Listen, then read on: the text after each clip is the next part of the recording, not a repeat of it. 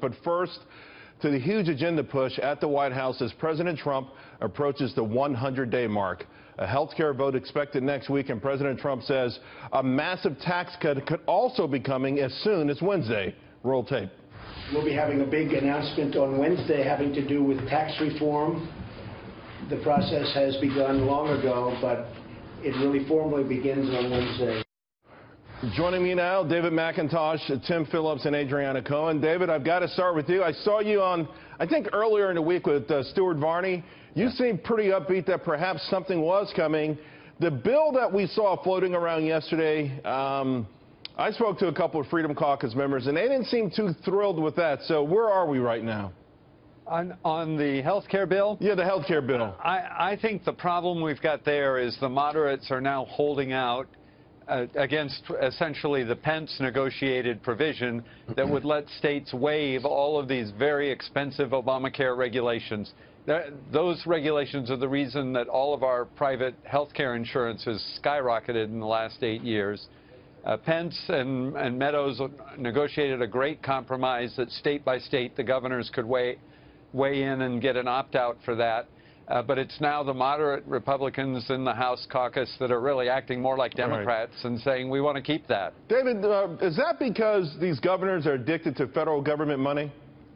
No, this all has to do with regulations where the governors could say, look, in my state we're going to have a free market for health insurance. We don't need these federal regulations. I think we can get cheaper health insurance, better health insurance, if we can just get a waiver from all those requirements. Essentially, we'd love to repeal them, but the states like New York and the liberal states on the East Coast and the West Coast want to keep them. So the compromise is let them keep them, and the states everywhere else that want to have more affordable health care can opt out of them. Adriana, this tax reform slash cuts, if you will, coming on Wednesday, it feels like it's going to be, well, we hear it's going to be massive, but it also feels like it's going to be extraordinarily complicated, like perhaps they're going to bite off too much. What's your assessment on this? Because this is it. They're coming back to bat and the whole world's watching. That's right. After the GOP failure, the bill to get passed, President Trump did lose political capital, so he has to get tax reform right. He can't be 0-2. That's just going to be a disaster for him and his future reelection and Republicans. And so they've got to get this right. You know, on the campaign trail, President Trump promised to have massive tax cuts for corporations, businesses, and individuals. So we know that that's coming. He's going to reduce the 7-point tax bracket to roughly 3, reduce the corporate tax rate.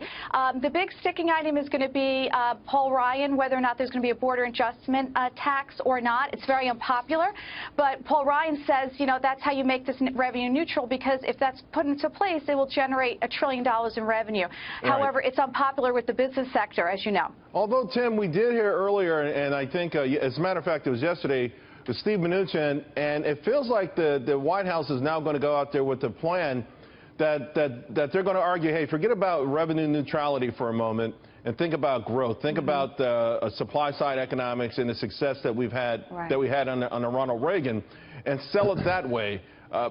Does that make it easier to get through some of these things, particularly on the other end, where they're going to start perhaps getting rid of some deductions that a lot of people have come to cherish and believe are entitlements? I hope they do go big and that they don't feel chained to this reconciliation effort. They go big with this tax cut. I think the border adjustment tax that some in the House leadership have suggested is dead in the Senate. I don't think House members are going to want to walk the plank for a bill that's going to die in the Senate. Then they have to explain why they voted for a $1.2 trillion consumer tax over 10 years. So I think the border adjustment tax is dead. And I do applaud Trump on wanting to lower and flatten corporate rates and individual rates and root out some of these special interest exemptions, Charles, that you mentioned. I hope they go there. It's time to clean up the code. Do you think that state deductions are special interest? I think I know. I think you ought to have a lower, flatter rate across the board. And I think, in answer to your question, no, I don't. I think we should get rid of those. Absolutely. Really? So here's the thing, David. Corporate taxes,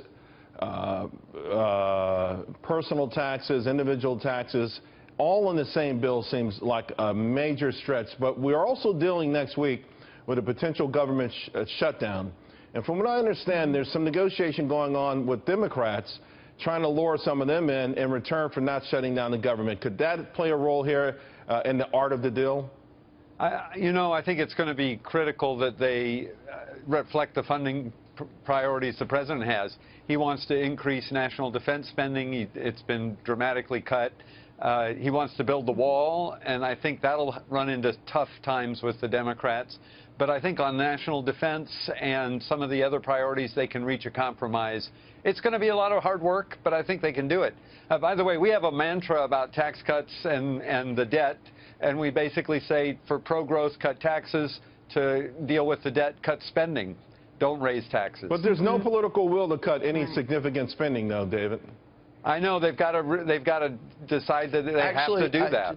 Charles, actually, if you look at the Medicaid reform, one thing we like in this health care bill, we have some issues with it, but the Medicaid reforms are going to lower spending, give states more flexibility. I think that's an example of Republicans in the House being willing, and the administration, to make dramatic changes to a program that impacts 70 million Americans, Medicaid, and does it poorly, by the way. It's a miserable program for the folks who are stuck in it. But I do think that's an example of a big idea that will reform a bureaucracy and lower spending.